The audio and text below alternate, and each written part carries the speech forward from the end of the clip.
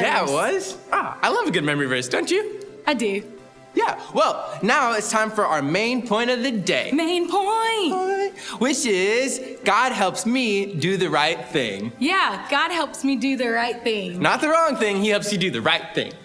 Yeah, I'm gonna be honest. I've been stuck at home and it's really hard to do the right thing. Like there's distractions, like the video game and TV. Yeah. And then sometimes I just get so bored. I know, me too. It gets really hard for me to do the right thing.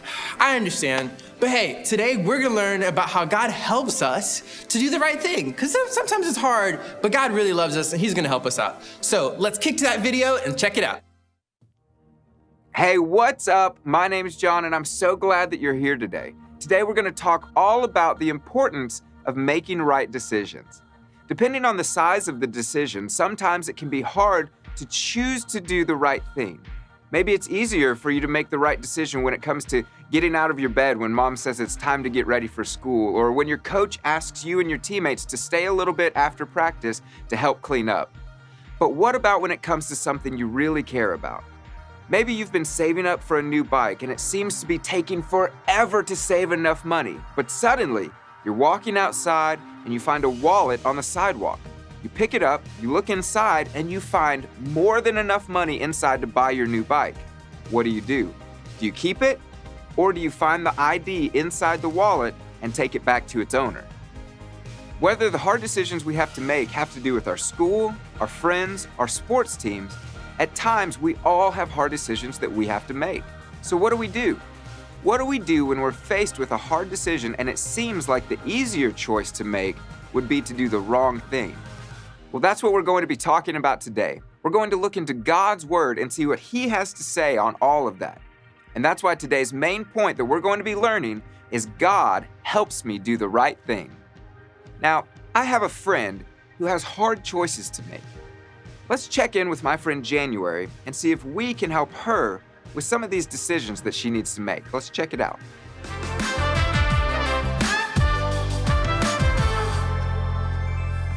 Hey there, my name is January and I've got a lot on my mind today.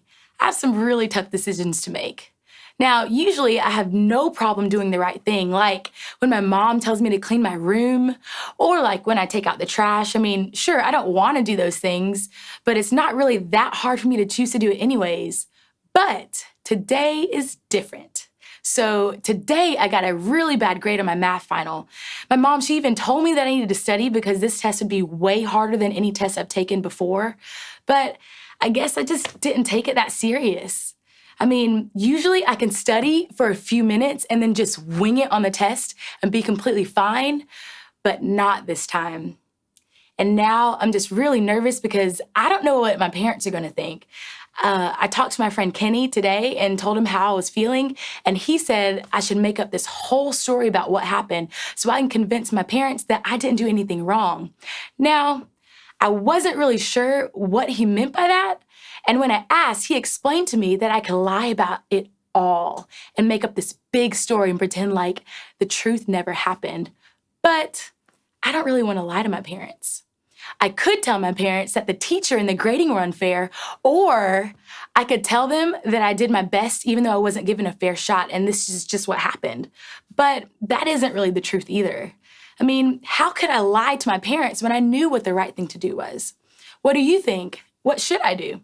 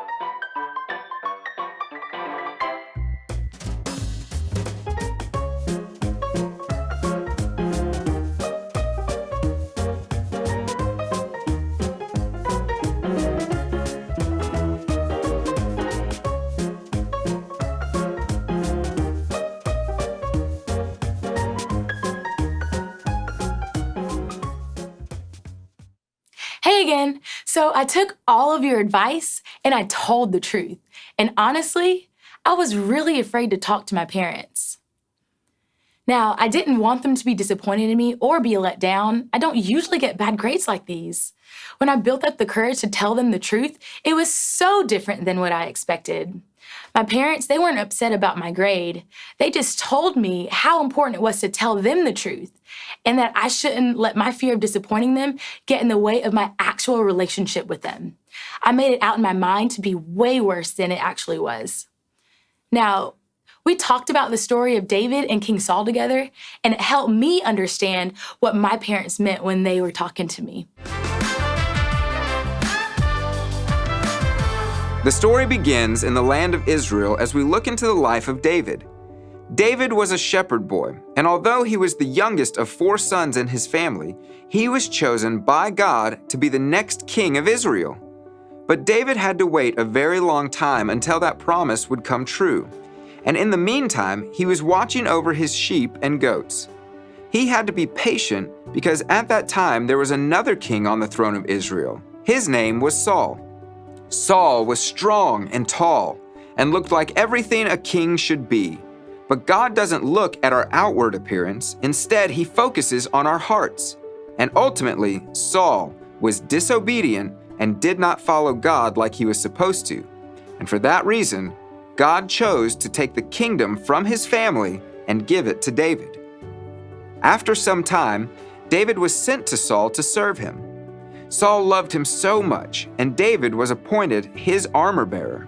David became a great warrior, and after defeating Goliath the giant, Saul named him the commander of his armies, and David became successful in everything he did. Everyone in the kingdom loved David, but this started to make Saul jealous and angry at David because he was afraid of him and thought he would try to kill him and take the throne away from his family. So Saul wanted to kill David, but the Lord was with David and he kept him safe. David fled and escaped to multiple places after he was warned about King Saul's intentions.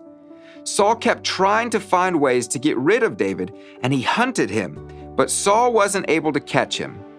Day after day, Saul searched for him, but God did not give David into his hands.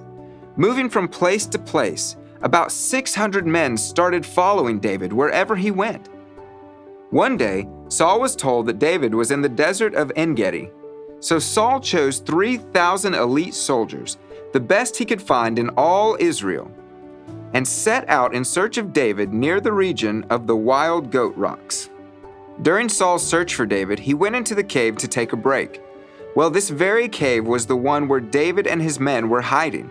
And when David's men saw that Saul was unaware that David was there and unable to defend himself, they whispered, "Now's your opportunity.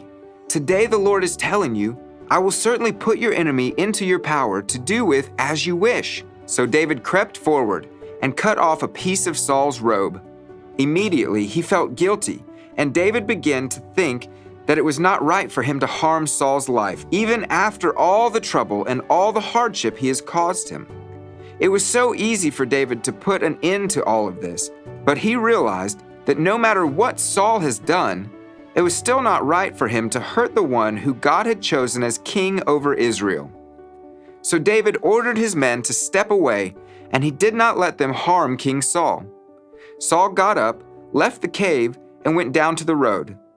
David came out and shouted after Saul, "My lord, the king!" When Saul looked behind him, he saw that David bowed down with his face to the ground.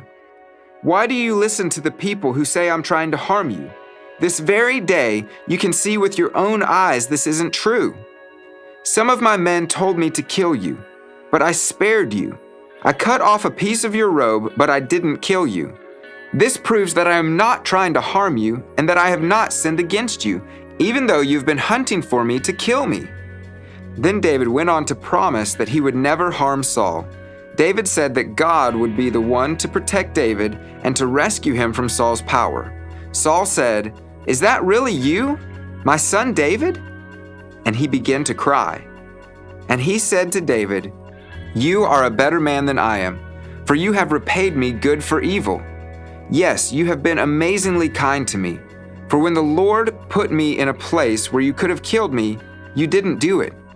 Who else would let his enemies get away when he had him in his power? May the Lord reward you for the kindness you have shown me today. And now I realize that you are surely going to be king, and that the kingdom of Israel will flourish under your rule.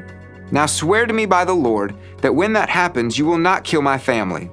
So David promised that he would not hurt Saul's family, and they left each other in peace. Now Saul continued to cause difficulty in David's life, but David kept his promise, and in time, David did become king of Israel.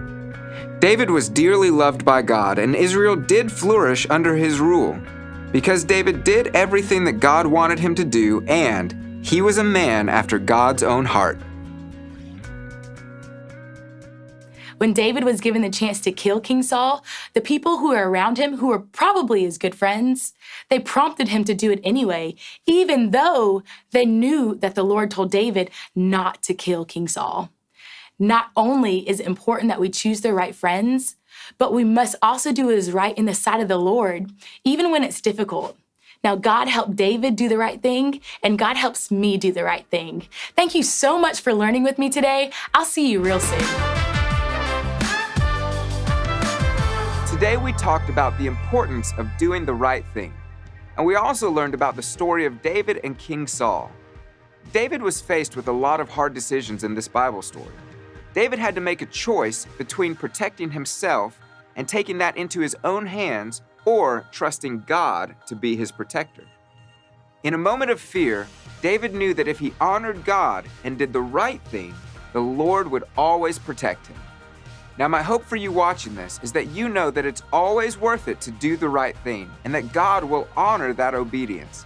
You can trust Jesus to be your source of protection no matter what you're going through, even when you can't see the outcome, because God is good and He loves you so much. So don't forget, the main point for today is God helps me do the right thing. We'll see you next time. Wow, that was such a great video. Yeah, it was. Oh, it was awesome. I have full confidence in knowing that God is going to be with me and help me no matter what. Yeah, God helps us to do the right thing in any circumstance. As long as we let Him into our hearts, He can give us strength. It's amazing. It really is, Najee. Now, in a few seconds, there's going to be a prayer on the screen for you to ask Jesus into your heart and be your best friend. It was my very best decision that I've ever made, and we want that for you too. Yeah, it's amazing. So when that prayer comes up, we want you to pray that with anybody around you, your mom, your dad, your friends, whoever's around you. Just get together, pray that prayer, and receive Jesus into your heart. We're so proud of you. Thanks for tuning in, and we'll see you next time.